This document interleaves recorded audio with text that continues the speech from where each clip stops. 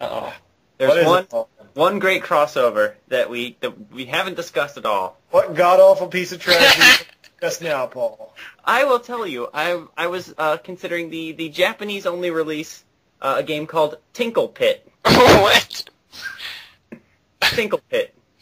Is this like a Kid Icarus Zelda crossover? I actually only just discovered it when I was looking up crossovers on Wikipedia, so I don't know that much about it. It's an arcade game. It kind of looks like a Bomberman ripoff, but it has characters from a whole bunch of series, like Pac-Man, Galaxian, Galaga, Dig Dug, Xavius, Mappy. Basically, it seems like if the character was in an arcade game in the 80s, he also showed up in Tinkle Pit. Oh, you know what, though? That reminds me. There's a crossover game that I forgot to mention. I believe it was a Japanese-only release. It's kind of like a rip-off of Smash Brothers made by Hudson Soft and Konami or some people. It had like a couple Belmonts in it. It had Bomberman, and it had Master, what's his name, from the Adventure Island games. Had a random like the mascot from their baseball games in there.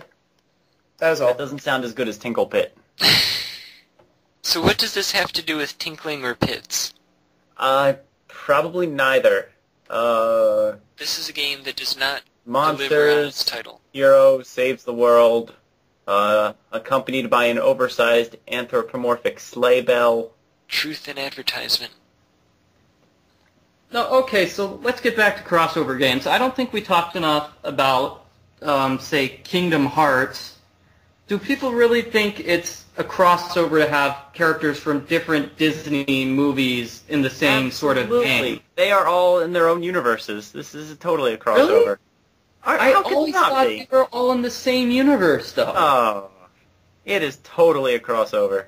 But don't you always have all these... I mean, it's like a Disney standard to have all these characters from different movies together in the same thing. It happens so often that it doesn't seem like it's a crossover anymore. It's a crossover every time it happens.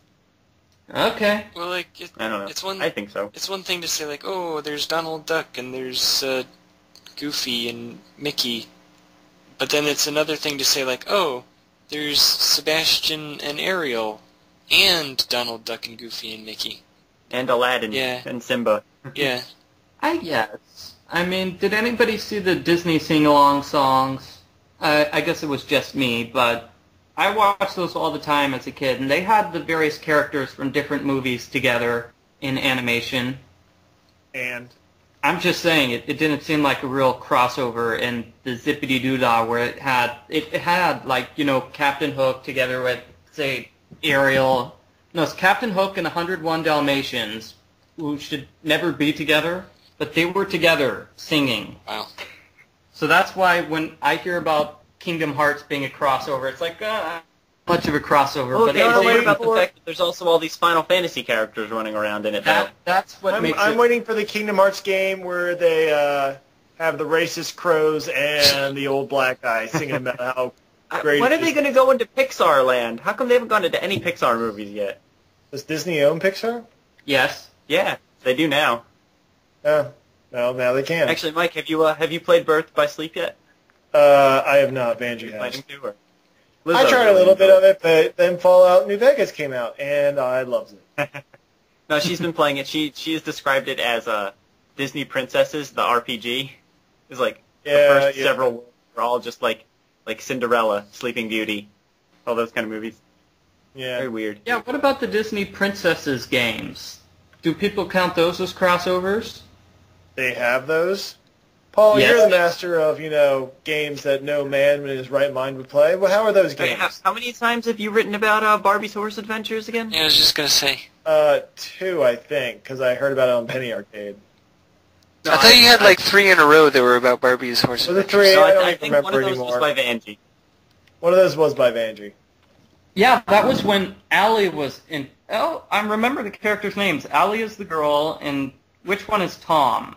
Is Tom the guy who's trapped in the game, or the guy who's... Tom is the guy who's trapped in the game. Yeah, the other guy's Rick. Rick. Tom and Rick, right. You see, I'm dying for you to write the next edition of it. I'm really getting into it. Now that we know that Tom and Allie are going to get married, then we want to see what happens. Why do you think they're going to get married? Because that would be a great plot twist. That's what happened in my fan fiction. But they hate each other. Yeah. I know, but look, they have to get married in order to end the Monkey Island game, No, right? here's the ultimate crossover right here. Uh-oh. Quantum Geek and the Gates of Life. See, I was going to say Quantum Geek and Lofi Carl. Oh, Now, that would be a good one too. I don't see what Gates of Light brings to Quantum Geek. I mean, Well, see, okay, but he would get... I mean, if you take the average of the two of them, you're just going to divide Quantum Geek's quality by 2. Ouch. But see, okay, Particularly harsh because I don't even write it anymore. we were discussing this before, and we think that the Gates of Life is a video game of sorts. Isn't it supposed to be? Yeah. We were discussing this I in a thought it previous was. podcast, weren't we? Yes. Yeah. Well, I think we determined that it has video game elements because of the voting at the end. Yes. Therefore, I think that in Quantum Geek he should be transported into the Gates of Life. Okay. It's not going to happen. So crossover games. I don't think there are any left. I think we Well, should okay, accept all of them. but we were saying what are crossover games that we wish Yes. would happen. Yeah. We didn't really delve into that too far.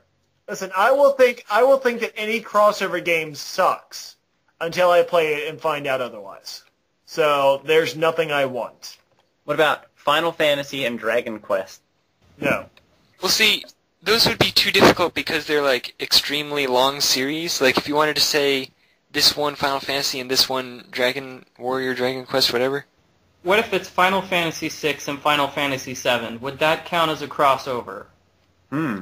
I would say so because they're different universes. Like they're different worlds. Like it's not like. But it would suck because you're Probably would. defiling Final Fantasy VI with Final Fantasy VII. I agree. What? I agree. What? I'll agree with Michael Ridgway on this one. I don't Because need Cloud and his emo bullcrap mucking with my Edgar and his auto crossbow and my Umaro and my Mog. I wouldn't purchase it, but I think it would be a good seller. I think there would be a lot of people who would be willing Oh to no, purchase there that would be game. because a lot of yeah. people are really stupid. That's true. Mm-hmm. He has a point. I like these podcasts because they just give me an excuse to be angry and say terrible things. All right. What about Earthbound and Final Fantasy VI? No, terrible. What? Yeah. They have there's a very different feel to those games though. Yeah. I mean, Definitely. Earthbound is very, very light. Earthbound has the Final Fantasy games, even the good ones, they're heavy games. It's there's not a lot of room for levity in them. Earthbound is light. It's it's very happy. It's very quirky in a way that just doesn't work for the Final Fantasy series. And anytime they try to do it, it just looks really dumb. I will not argue with that. Here's okay.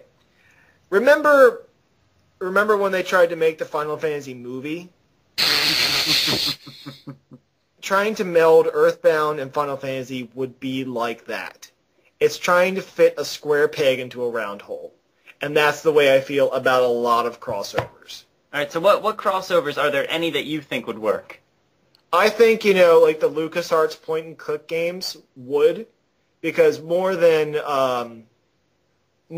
sort of genre, well, they do have the same type of genre point-and-click adventures, but they have the same type of style and feel, where you have a very kind of funny game that, it is in its own way intellectual, but they've all got these really well-defined styles, but they're all similar in that they have these well-defined styles. I think funny games make for good crossovers. Lighter games make for good crossovers. That's why Super Smash Bros. Works because you have a bunch of lighter games. It's not all this drama attached to the characters. I think Double Fine games would make great crossovers. I think you could put. I think you could put Psychonauts and Brutal Legend? Psychonauts and Brutal Legend together. I could see And that. that would be great. Also, speaking of Double Fine, if you haven't played Costume Quest yet, pick it up. It's only $15. It's so good. Somehow I knew you'd like that. But it will make you crave candy like nothing. You will just start shoveling it down your throat. But yeah, that's what I think. I mean, you have to have games that have the same type of feel to them, for lack of a better word. Okay. And that's of course why Nicktoons Battle for Volcano Island works so well as well. Well, it probably worked better than some other crossovers that have been attempted. I mean, yeah. It's interesting because I can distinctly remember people complaining about Super Smash Brothers, saying how they didn't like the mixture of lighter characters, say like Mario and Kirby, with more Like darker Jigglypuff. characters like, say, Sans or Snake or Link.